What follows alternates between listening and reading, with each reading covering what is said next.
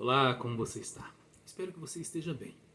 Eu te convido a fazer comigo uma breve reflexão no texto que está na carta do apóstolo Paulo aos Filipenses, no capítulo 3, a partir do verso 17, onde está escrito: Irmãos, sigam unidos o meu exemplo e observem os que vivem de acordo com o padrão que lhes apresentamos.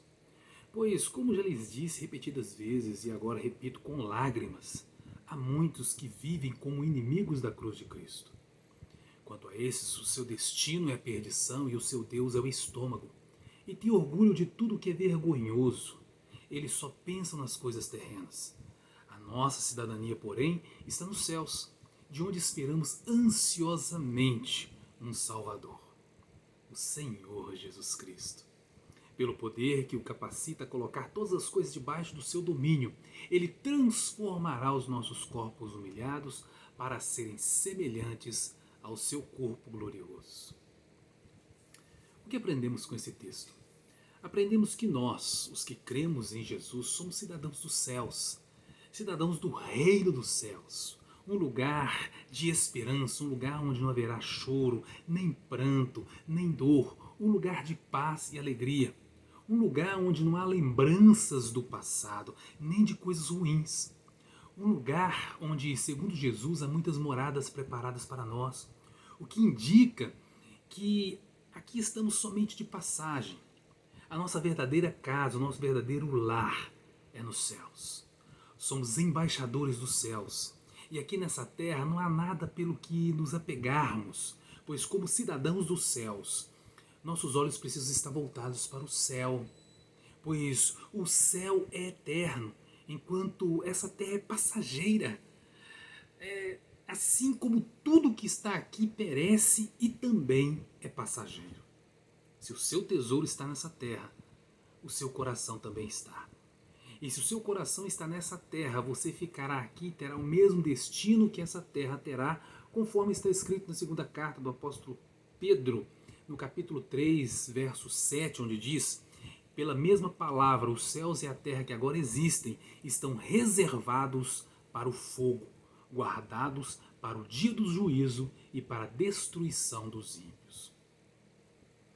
Já para quem tem fé em Jesus, o destino é outro, conforme está escrito no nosso texto principal: ele transformará os nossos corpos humilhados para serem semelhantes ao seu corpo glorioso.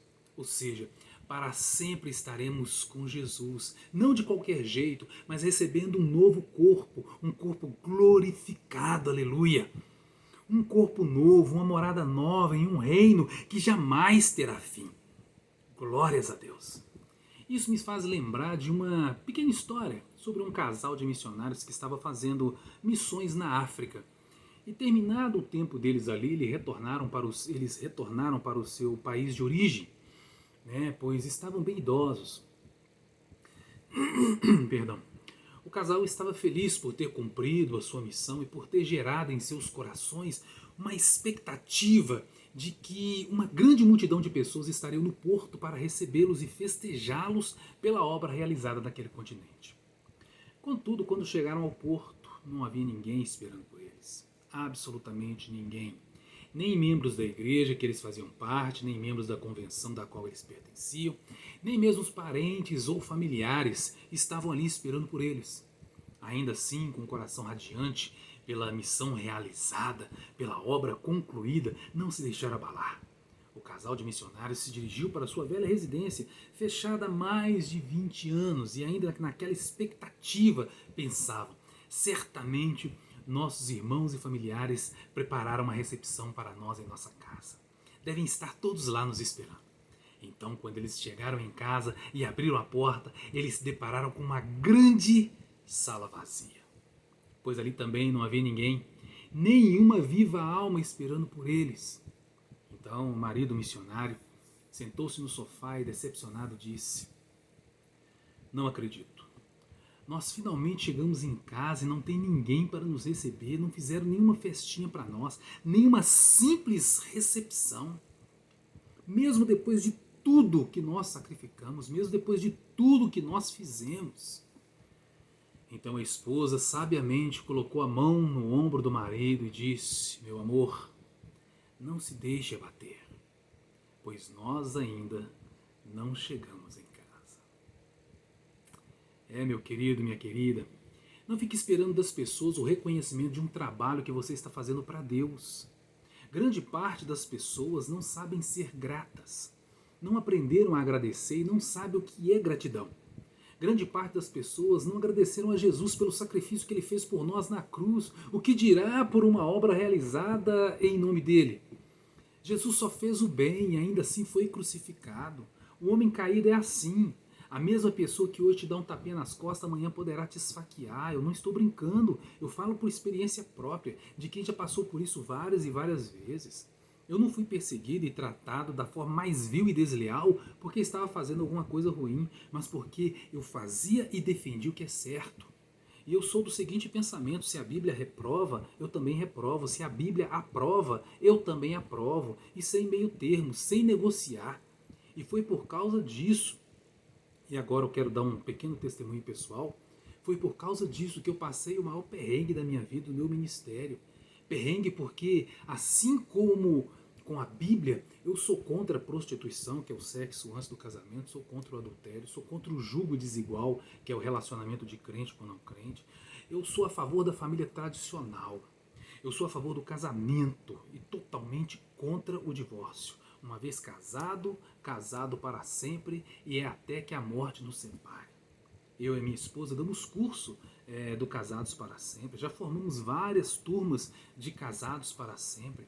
E qual a recompensa? Um levante da metade dos membros da igreja que pastoreei contra mim e meu ministério. E por quê? Porque eu comecei a orar para que Deus revelasse os pecados que estavam ocultos ali.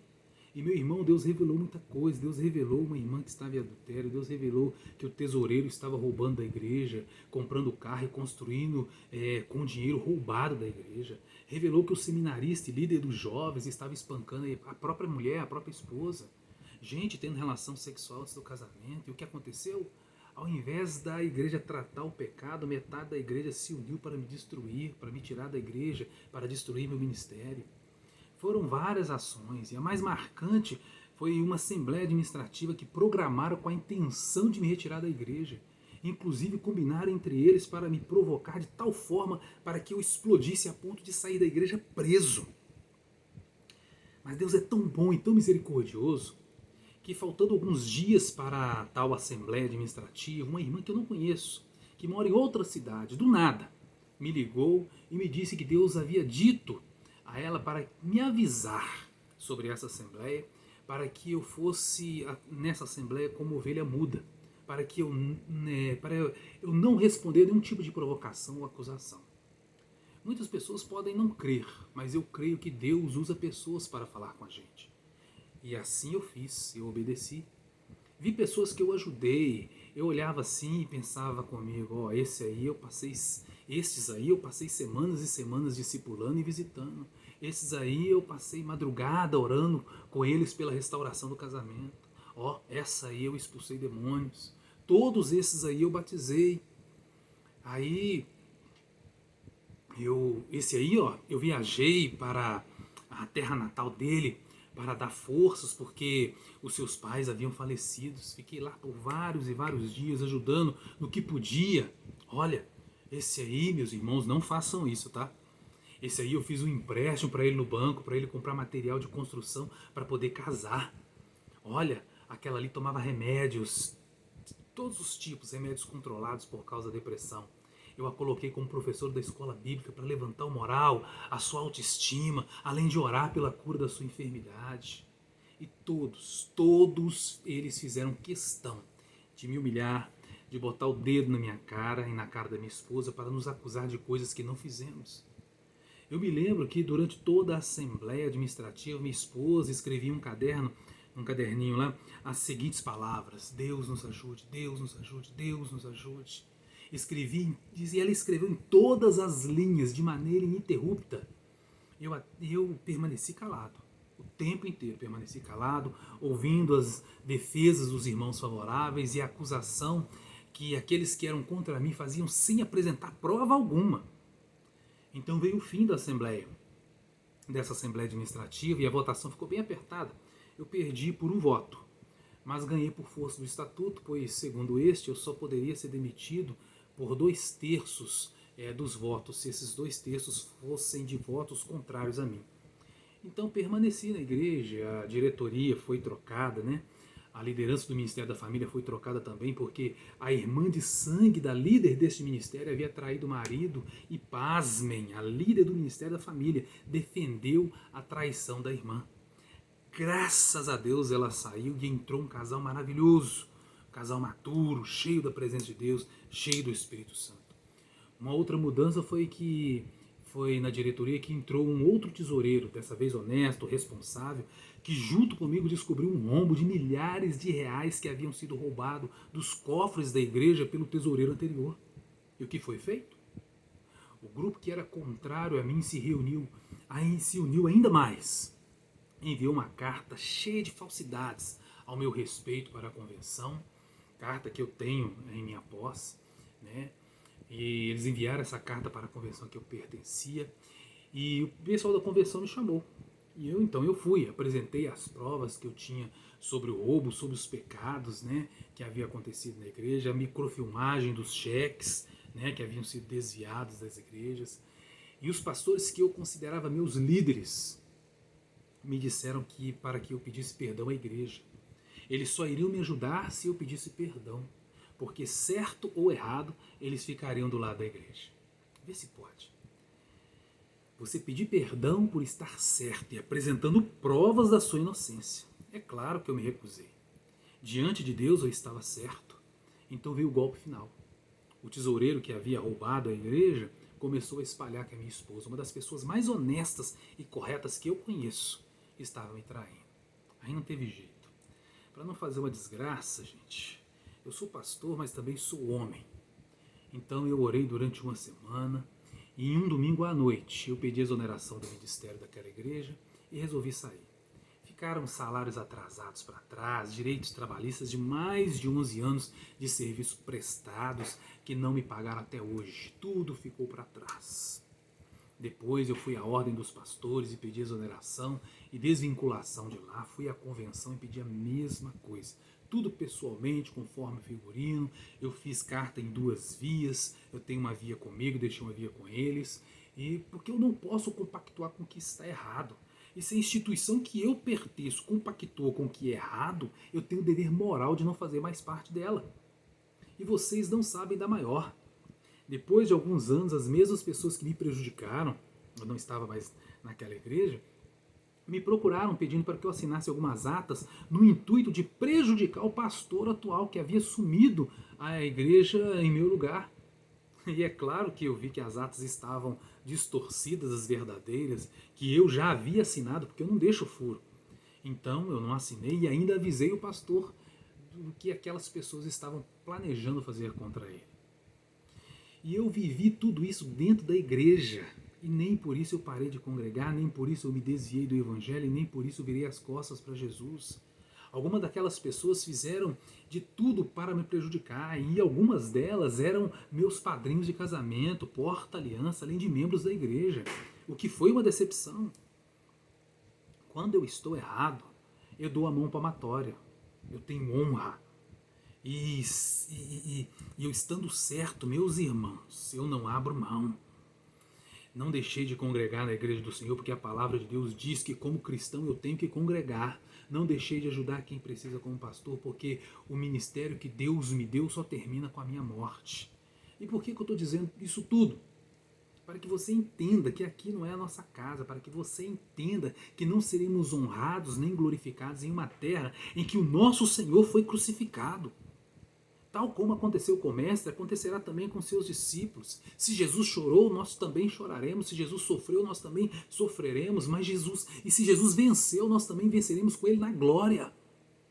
E aqui nessa terra, como o apóstolo Paulo disse em sua segunda carta a Timóteo, no capítulo 3, verso 12, onde está escrito: de fato, todos os que desejam viver piedosamente em Cristo Jesus serão perseguidos. Mas uma coisa eu aprendi nestes anos de ministério, que não é preciso estar em uma ordem, convenção ou qualquer instituição humana para se fazer a obra de Deus.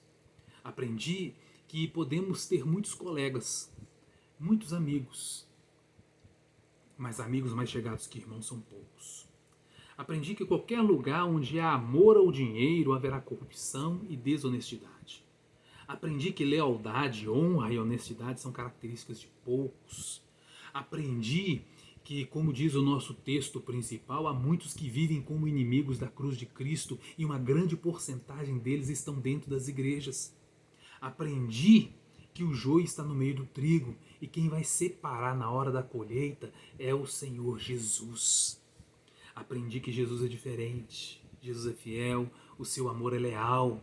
Jesus é tão maravilhoso que disse no Evangelho de João, no capítulo 14, que iria para a casa do Pai e que lá tem muitas moradas e ele iria preparar uma morada para nós, em um lugar que não terá nem choro, nem pranto, nem dor. Por isso, não lute pelas coisas terrenas, lute pelas coisas celestiais. Não busque ou ajunte tesouros na terra, ajunte tesouros nos céus. Deixe quem é da terra brigar pelas coisas da terra, pelos status, pelos títulos da terra, enquanto nós, cidadãos dos céus, vamos lutar pelas coisas celestiais, por aquilo que não perece, mas dura para sempre. Pense nisso, que Deus te abençoe, um forte abraço e mantenha sempre viva a esperança. Que Deus te abençoe e até o nosso próximo encontro, se Deus quiser.